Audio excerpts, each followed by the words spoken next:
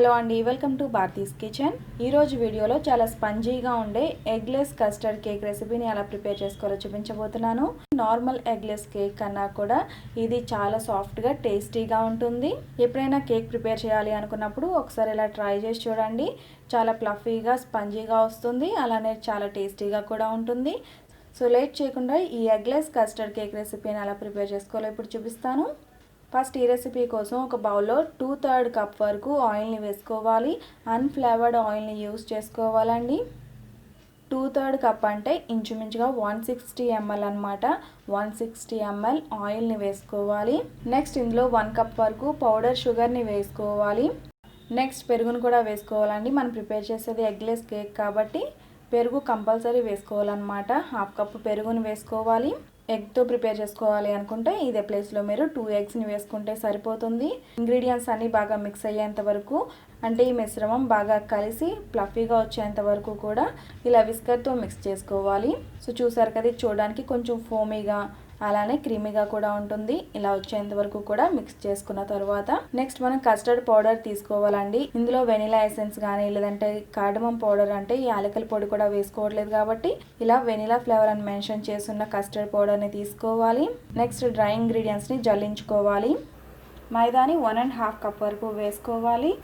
ఇదే ప్లేస్లో మీరు గోధుమ పిండిని కూడా యూజ్ చేసుకోవచ్చు అండి. ఫ్లోర్ని వేసుకున్న తర్వాత ఇలా ఒకసారి జల్లించుకోవాలి. నెక్స్ట్ ఇందులోనే 1/2 కప్ వరకు కస్టర్డ్ పౌడర్ని కూడా వేసుకోవాలి. నెక్స్ట్ అలానే 1 టేబుల్ స్పూన్ వరకు baking powder, next 1/2 teaspoon baking soda, అలానే 1/2 టీ స్పూన్ వరకు సాల్ట్ని కూడా వేసుకోవాలి. ఇక్కడ మనం 1 టేబుల్ స్పూన్ బేకింగ్ పౌడర్ తీసుకున్నామండి. అంటే 1 టేబుల్ స్పూన్ ఫుల్గా వేసుకోకుండా సమానంగా వేసుకున్నాము. అందుకని 1/2 టీ స్పూన్ బేకింగ్ సోడా వేయకుండా ఓన్లీ 1/2 టీ స్పూన్ మాత్రమే వేసుకున్నాము. అదే మీరు 2 టీ స్పూన్స్ వరకు బేకింగ్ పౌడర్ వేసుకున్నారనుకోండి, 1/2 టీ స్పూన్ బేకింగ్ సోడాని వేసుకోవచ్చు. సో డ్రై ఇంగ్రీడియంట్స్ని ఒకసారి ఇలా జల్లించుకున్న తర్వాత ఓన్లీ 1 డైరెక్షన్లోనే కట్ అండ్ ఫోల్డ్ మెథడ్లోనే మిక్స్ చేసుకోవాలి. నెక్స్ట్ ఇందులో పాలను వేసుకోవాలి. కాచి చల్లార్చిన పాలు కానీ లేదంటే పచ్చి పాలను కూడా యూజ్ చేసుకోవచ్చు. పాలు 3/4 కప్ నుంచి 1 కప్ వరకు పడతాయండి. పాలను కొద్దిగా యాడ్ చేసుకుంటూ మిక్స్ చేసుకోవాలి. థిక్ రిబ్బన్ కన్సిస్టెన్సీ వచ్చేంత వరకు కూడా ఇలా కట్ అండ్ ఫోల్డ్ మెథడ్లోనే మిక్స్ చేసుకోవాలి. ఈ కేక్ ప్రిపేర్ చేసినప్పుడు ఒకటి జాగ్రత్తగా గుర్తుపెట్టుకోవాలండి, అన్నీ కూడా రూమ్ టెంపరేచర్లో ఉన్న ఇంగ్రీడియంట్స్ని మాత్రమే యూజ్ చేసుకోవాలి. పాలు కూడా కంపల్సరీ రూమ్ టెంపరేచర్లోనే ఉండాలి. ఫ్రిడ్జ్లో పాలు కానీ లేదంటే వేడి పాలను కానీ కనీసం గోరువెచ్చగా ఉన్న పాలను కూడా యూజ్ చేయకూడదు. ఎందుకంటే ఇందులో కస్టర్డ్ పౌడర్ వేసాం కాబట్టి అన్నీ కూడా రూమ్ టెంపరేచర్లో ఉన్న ఇంగ్రీడియంట్స్ని మాత్రమే వేసుకోవాలి. సో మీరు చూసారు కదా, ఇలా రిబ్బన్ కన్సిస్టెన్సీ వచ్చేలాగా మిక్స్ చేసుకోవాలి. సో ఈ కన్సిస్టెన్సీ ఉంటే పర్ఫెక్ట్గా బ్యాటర్ మీకు ప్రిపేర్ అయిపోయినట్లే. ఇలా ప్రిపేర్ చేసుకున్న కేక్ బ్యాటర్ని 8 ఇంచ్ మౌల్డ్లోకి వేసుకోవాలి. బ్యాటర్ వేసుకున్న తర్వాత ఒకసారి ఇలా ట్యాప్ చేసుకుని పక్కన పెట్టుకోవాలి. నెక్స్ట్ ఒక బౌల్లో టూటీ ఫ్రూటీస్ని తీసుకోవాలి. 2 టేబుల్ స్పూన్స్ వరకు టూటీ ఫ్రూటీస్ని తీసుకుని 1/2 స్పూన్ కస్టర్డ్ పౌడర్ వేసుకుని బాగా మిక్స్ చేసుకోవాలి. డ్రై ఫ్రూట్స్లో ఫ్లోర్ వేసుకుని మిక్స్ చేసుకున్నట్లయితే ఇవి అడుక్కు వెళ్లకుండా ఉంటాయండి. కేక్ ప్రిపేర్ చేసినప్పుడు మనకి అంటే కేక్ బేక్ అయినప్పుడు ఈ డ్రై ఫ్రూట్స్ అన్నీ కూడా పైనే ఉంటాయి అన్నమాట, అడుక్కు వెళ్ళిపోకుండా. అందుకని మనం ఫ్లోర్ వేసుకొని మిక్స్ చేసుకుంటాము. ఇలా ప్రిపేర్ చేసుకున్న టూటీ ఫ్రూటీస్ని కేక్ బ్యాటర్ పైన ఇలా స్ప్రింకిల్ చేసుకోవాలి.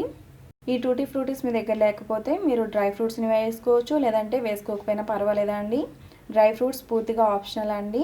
కేక్ బ్యాటర్ పల్చగా ఉన్నా కూడా పైన వేసిన డ్రై ఫ్రూట్స్ మనకి అడుక్కు వెళ్ళిపోయే అవకాశం కూడా ఉంటుందండి. సో కేక్ బ్యాటర్ నేను చూపించిన విధంగానే ఉండాలి. కేక్ బ్యాటర్ మనకి పూర్తిగా ప్రిపేర్ అయిపోయింది కదా, వెంటనే వీటిని ఆల్రెడీ ప్రీహీట్ చేసి పెట్టుకున్న ప్యాన్లో ప్లేస్ చేసుకుని లిడ్తో క్లోజ్ చేసుకుని ఏవైనా ఎయిర్ గ్యాప్స్ ఉంటే క్లోజ్ చేసుకోవాలి. కేక్ ప్రిపేర్ చేసినప్పుడు ఒకటి గుర్తుపెట్టుకోవాలండి, ఆవిరి అనేది అస్సలు బయటికి వెళ్ళకూడదు అనమాట. ఇలా ఏమైనా గ్యాప్స్ ఉంటే టిష్యూ పేపర్తో క్లోజ్ చేసుకుని లో టు మీడియం ఫ్లేమ్లో కనీసం 45 మినిట్స్ పాటు ఈ కేక్ని కుక్ చేసుకోవాలి. ఈ కేక్ 30 మినిట్స్ తర్వాత మీకు ఎంతవరకు కుక్ అయిందో చూపిస్తాను. ఈ ఎగ్జాక్ట్గా 30 మినిట్స్ తర్వాత అండి, ఈ టైంలో మీరు మూత తీసి ఓపెన్ చేసి చూసారనుకోండి, కేక్ మధ్యలో అణిగిపోయే అవకాశం ఉంటుంది. ఫ్లేమ్ చూడడానికి ఇలా ఉండాలన్నమాట, ఇంత ఫ్లేమ్లో ఉండాలి. ఇది లో టు మీడియం ఫ్లేమ్ అండి, అంటే లో ఫ్లేమ్ కాదు అలానే మీడియం ఫ్లేమ్ కూడా కాదనమాట, రెండింటికి మధ్యలో ఫ్లేమ్ అండి. ఈ ఫ్లేమ్లో మనం కుక్ చేసుకున్నట్లయితే 40 నుంచి 45 మినిట్స్ లోపు టైం పడుతుంది. సో 45 మినిట్స్ తర్వాత ఒకసారి ఇలా టూత్ పిక్ గుచ్చి చూడండి. టూత్ పిక్ క్లియర్గా వచ్చేస్తే ఈ కేక్ పర్ఫెక్ట్గా బేక్ అయినట్లు. అదే మీరు ఓవెన్లో ప్రిపేర్ చేసుకున్నట్లయితే 180 డిగ్రీస్లో 35 మినిట్స్ నుంచి 45 మినిట్స్ మధ్యలో బేక్ చేసుకోవాలి. సో కేక్ మనకి ప్రిపేర్ అయిపోయిందండి. వెంటనే ప్యాన్ నుంచి తీసుకుని పూర్తిగా చల్లారేంత వరకు కూడా రూమ్ టెంపరేచర్లోనే ఉంచేసేయాలి. కేక్ పూర్తిగా చల్లారిన తర్వాత మాత్రమే డిమోల్డ్ చేసుకోవాలి. కేక్ చూస్తే తెలుస్తుందండి, ఎడ్జెస్ కూడా చాలా సాఫ్ట్గా వస్తాయి. నార్మల్ ఎగ్లెస్ కేక్ కన్నా కూడా ఈ కేక్ చాలా టేస్టీగా ఉంటుందండి. ఈవెన్ నార్మల్ కేక్ కన్నా కూడా ఇది ఇంకా ఫ్లఫీగా స్పంజీగా ఉంటుంది. నార్మల్ కేక్తో పోలిస్తే ఇంకా స్పంజీగా ఫ్లఫీగా ఉంటుంది. ఎగ్ వేయకుండా నార్మల్గా కేక్స్ అనేవి అంత ఫ్లఫీగా ఉండవండి. కానీ ఈ కేక్ వచ్చేసరికి ఎగ్ వేయకపోయినా కూడా చాలా ఫ్లఫీగా వస్తుంది. టేస్ట్ కూడా చాలా బాగుంటుంది.